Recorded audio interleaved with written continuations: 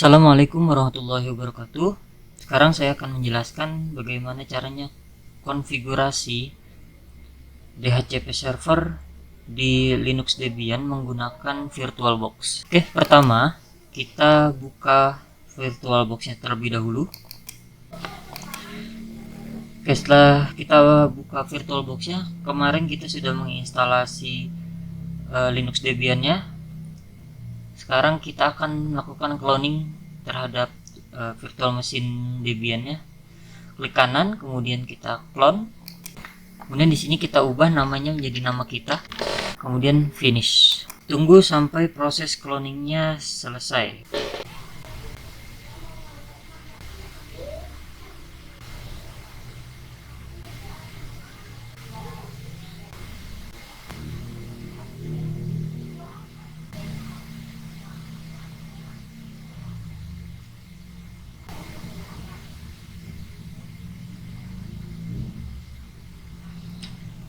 Oke, di sini proses cloningnya telah selesai. Kemudian kita akan mengkonfigurasi networknya pada virtual machine cloningannya dari Debian. Kemudian sekarang kita klik network. Di sini bacaan networknya. Kemudian untuk adapter 1 kita TC2 nya kita ganti ke NAT. Kemudian adapter 2 nya kita enable, kita centang. Kemudian TC2 nya kita ganti ke host only adapter. Permissions mode nya kita ganti ke allow all. Setelah selesai kita oke. Maka di network ini adapter 1 dan adapter 2 nya akan muncul seperti ini. Kemudian kita start.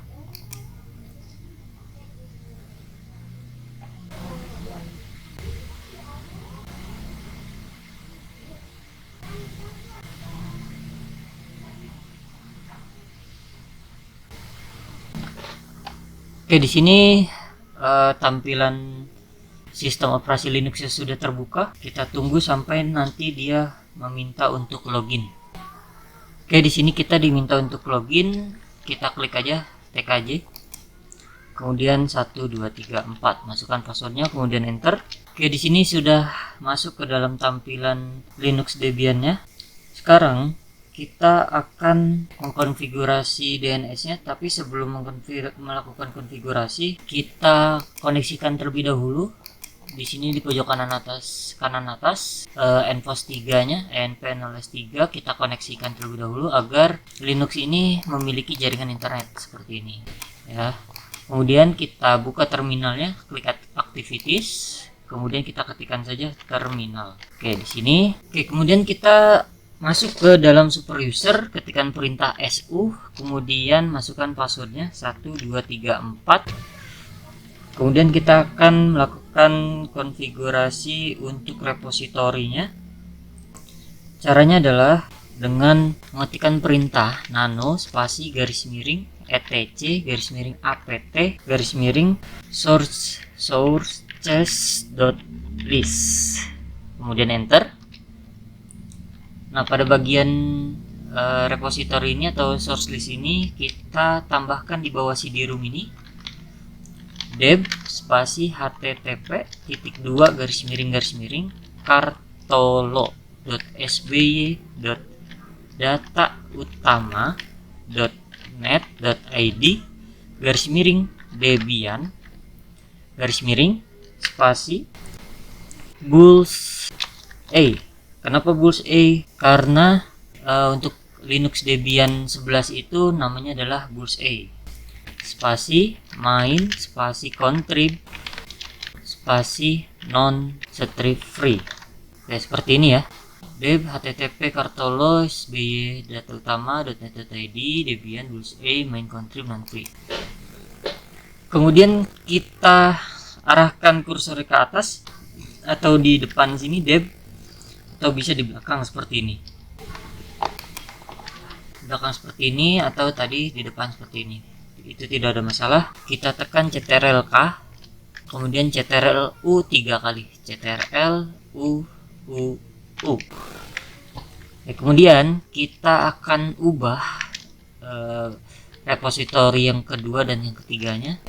Untuk yang ketiga di sini kita tambahkan strip security. Kemudian yang atasnya strip updates. Kemudian yang ketiga lagi garis miring updates. Seperti ini.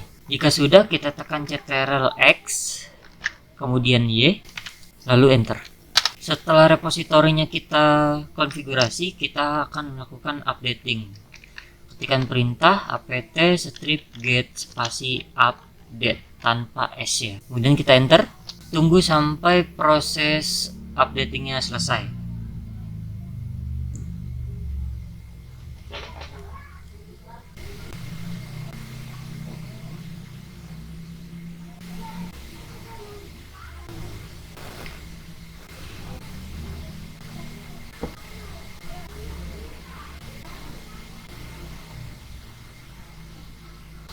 Oke, di sini proses updatingnya selesai.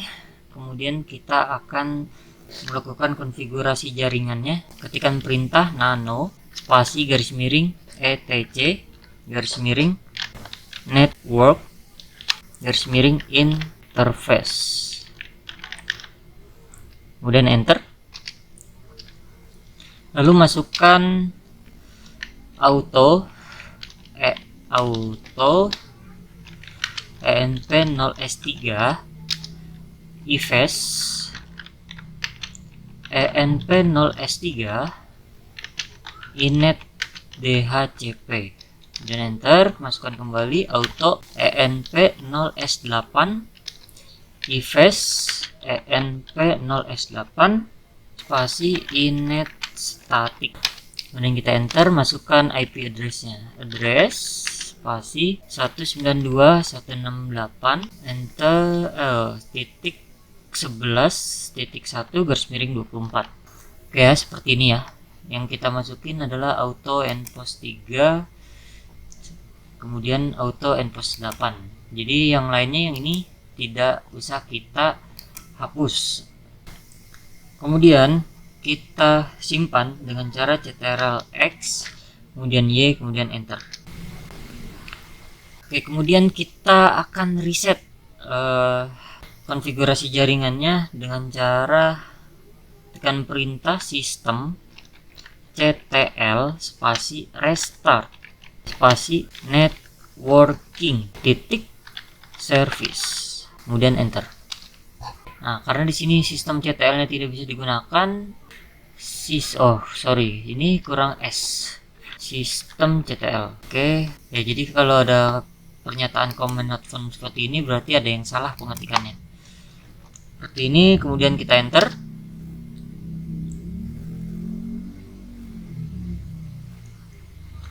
Oke, proses restart network jaringannya sudah selesai. Kemudian kita akan mengecek apakah benar IP yang tadi kita masukkan itu sudah terbaca di Linux ini.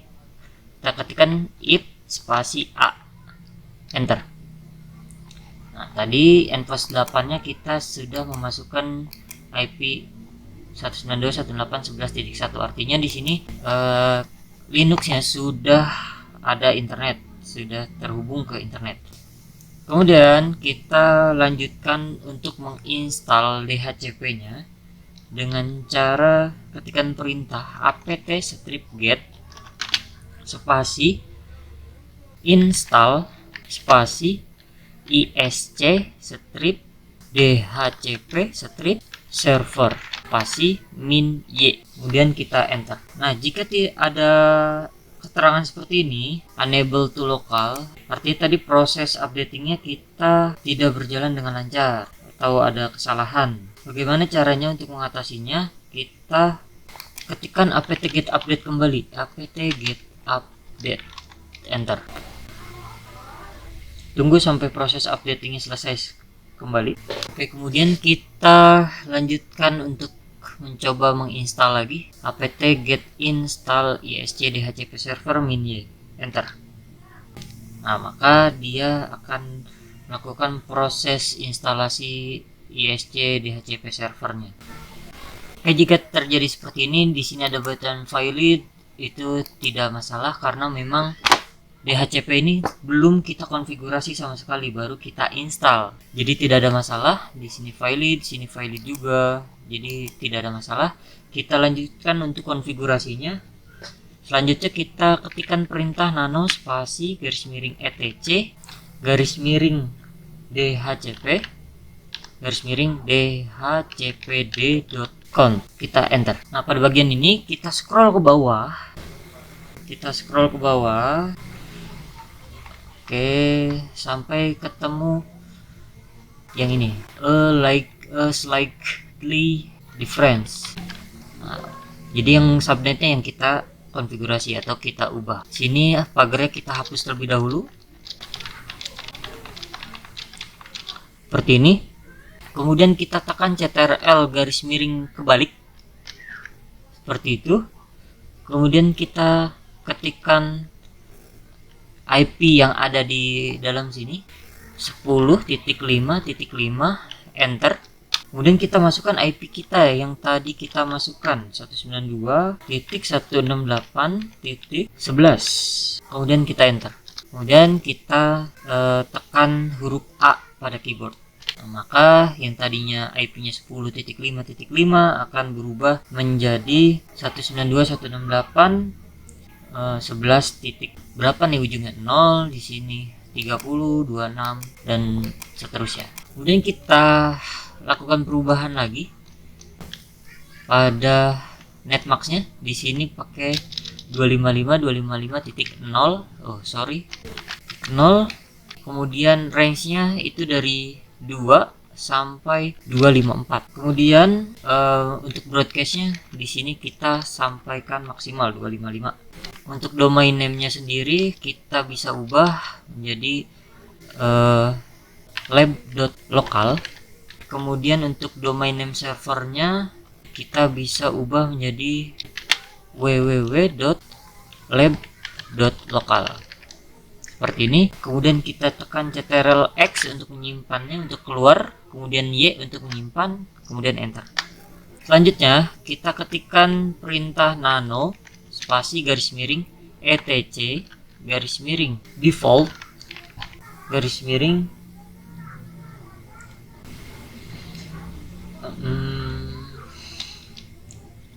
isc strip dhcp strip server. Kemudian kita enter.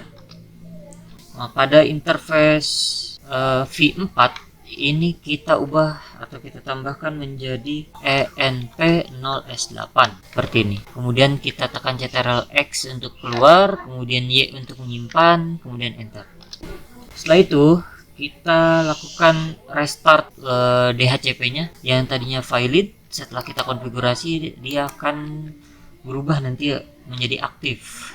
Tapi kita harus beriset terlebih dahulu. Caranya adalah ketikkan perintah system ctl spasi restart spasi isc strip dhcp strip server dot service. Enter. Oke, proses restart sudah selesai. Kemudian kita lanjutkan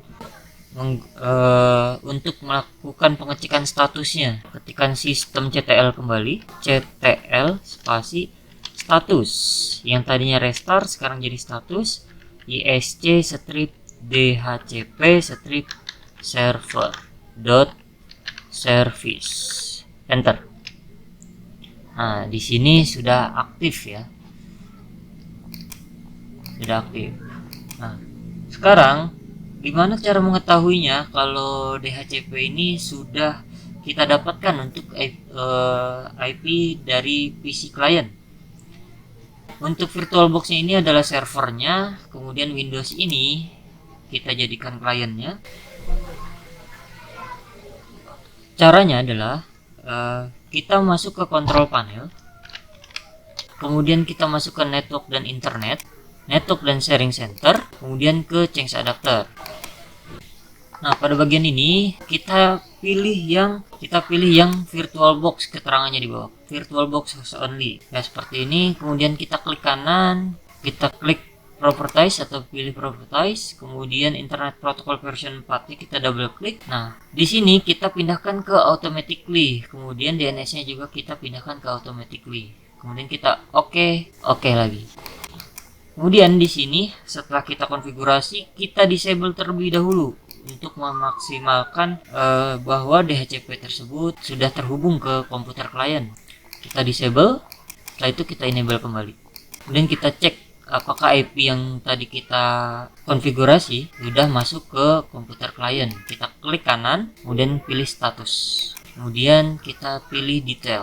Nah, di sini IP v4-nya sudah berubah menjadi 168.11.2. Atau bisa juga kita ketikkan di sini terminal atau CMD. Kemudian kita ketikkan if config, IP config pakai huruf kecil semua, IP config, enter. Nah, di sini yang Ethernet 2 di sini sudah berubah jadi 192.168.11.2. Oke, mungkin itu saja yang bisa saya praktekkan. Mudah-mudahan mudah dipahami dan gampang untuk kalian coba dipraktekkan kembali. Cukup sekian, terima kasih. Assalamualaikum warahmatullahi wabarakatuh.